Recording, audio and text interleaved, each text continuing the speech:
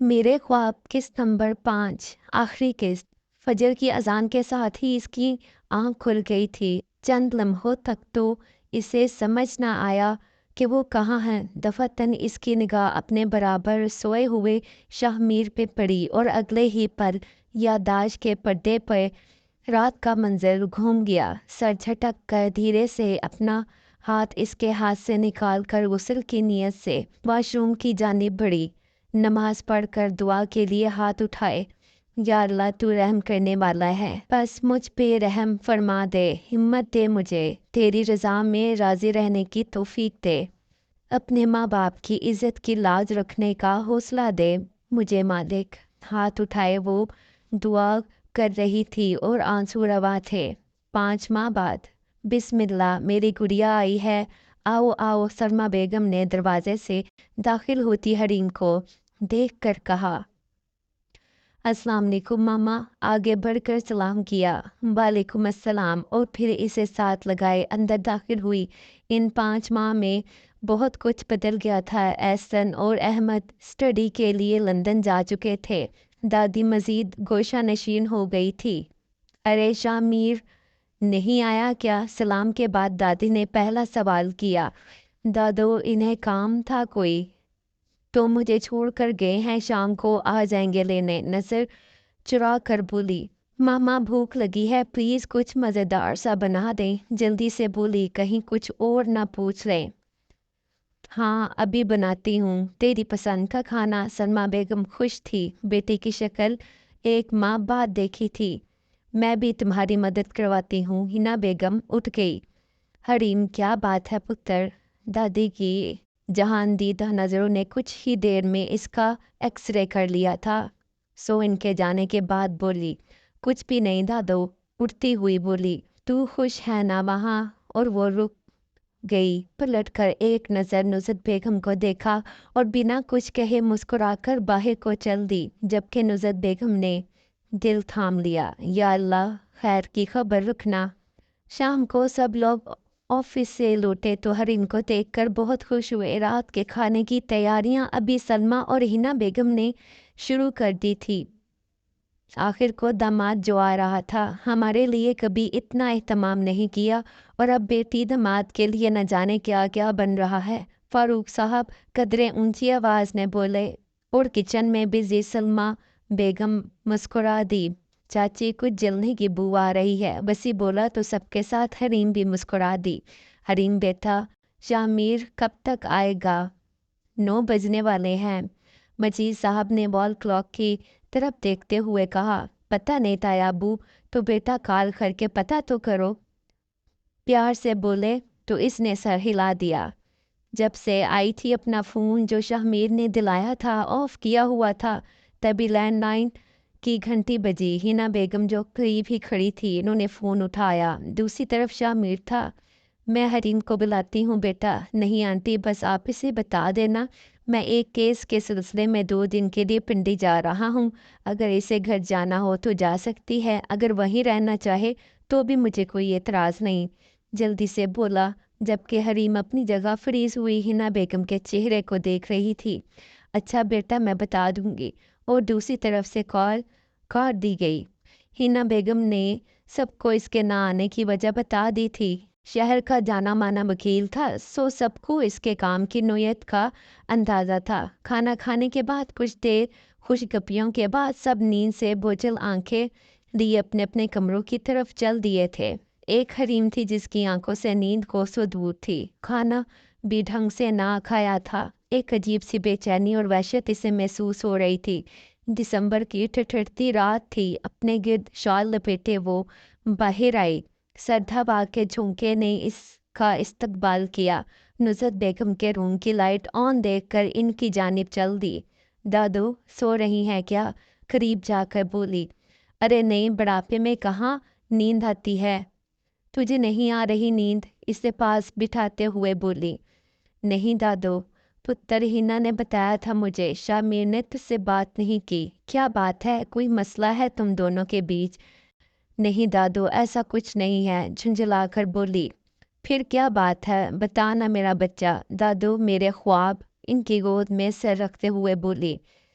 اس کا مطلب میں بالکل ٹھیک سوچ رہی تھی، ابھی تک تو نے اسے دل سے قبول نہیں کیا۔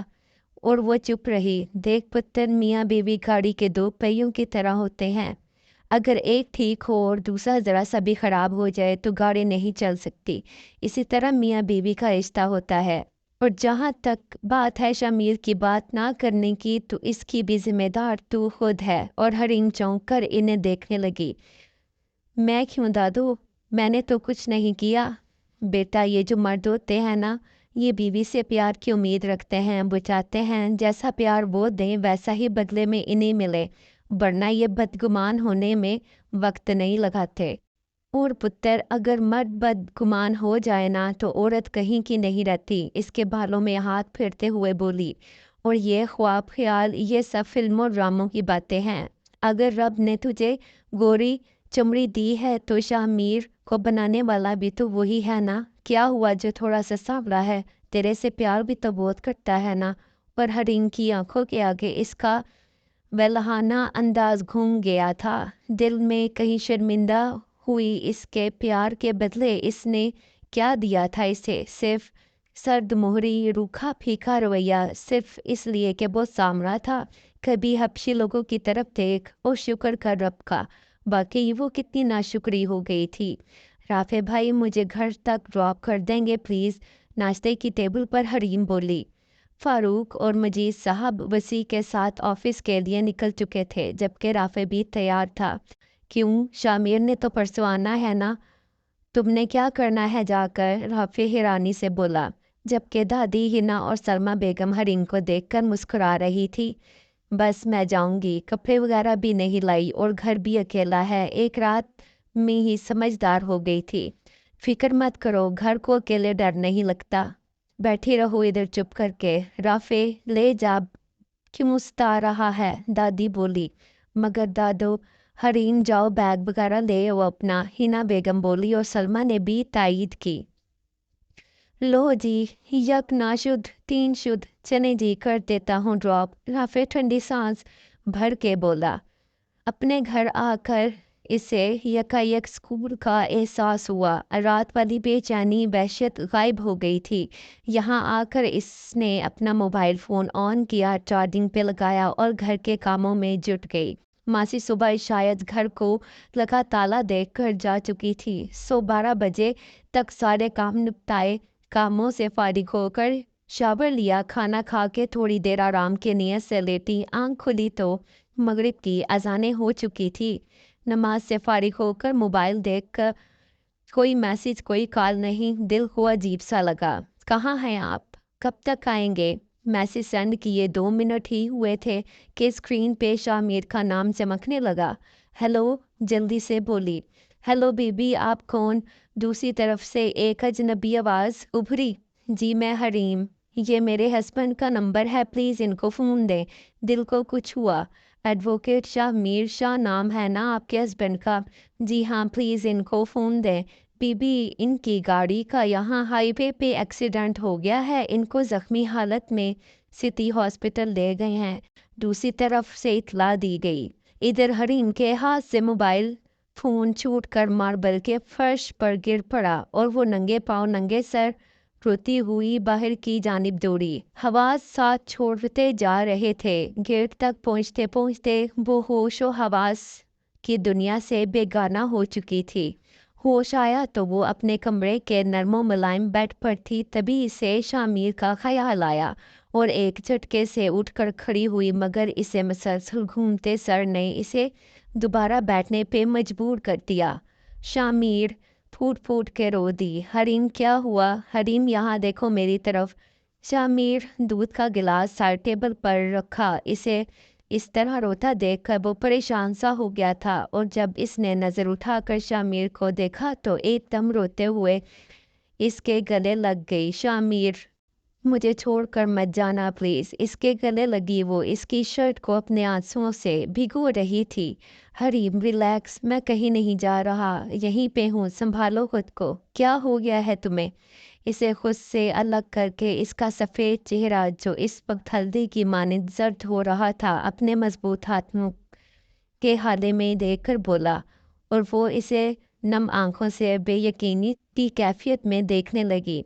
रिलैक्स हो जाओ, मैं यही हूँ, रिलैक्स। शाह मीर ने आगे बढ़कर पानी का गिलास उठाकर इसके लबों से लगा दिया।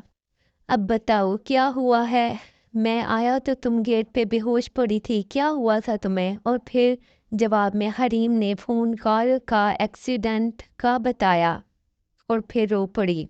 हरीम रो मत प्लीज़, मेरा फ़ोन, कार, वॉलेट सब चोरी हो गया था। मेरा काम आज ख़त्म हो गया था, तो इस ख़्याल से कि तुम मुझे कॉल करोगी और फ़ोन बंद मिलेगा तो परेशान हो जाओगी, इसलिए लिफ्ट लेकर आया हूँ। मेरा कोई एक्सीडेंट नहीं हुआ, मैं बिल्कुल ठीक हूँ। इसके आंसू पहुँचता हुआ बोला, प्लीज़ मुझे छोड़ के मत जाना। एक बार फिर रो दी। अच्छा बाबा, नहीं जाऊँगा, ये दूध पियो, डॉक्टर ने कहा है बहुत वीकनेस है और इस हालत में वीकनेस बिल्कुल ठीक नहीं। शाह मीर इसे अपने साथ लगाकर दूध का गिलास देता हुआ बोला, क्या मतलब? इसकी बात पे वो चौंकी। मतलब कि आप मम्मी और मैं पापा बनने वाला हूँ। वो हैरान थी, खुश भी थी। कुदरत इसके कदमों के नीचे जन्नत सजाने वाली थी। थैंक यू हरीम, तुमने मुझे ज़िंदगी की सबसे बड़ी खुशी दी है। I love you. इसके माथे पे अपनी मोहब्बत की मोहर जब्त करते हुए बोला और इसे अपने मजबूत बाजुओं में छुपा लिया। दूसरी तरफ हरीम सोच रही थी वो किन ख्वाबों, किन सिराबों के पीछे दौड़ रही थी, जबकि दर हकीकत इसके ख्वाब तो शाह मीर से जुड़े थे। आपको ये नावल कैसा लगा? कमेंट में अपनी राय का इजहार ज़रूर कीजिएगा। अल्लाह हाफ़िज़।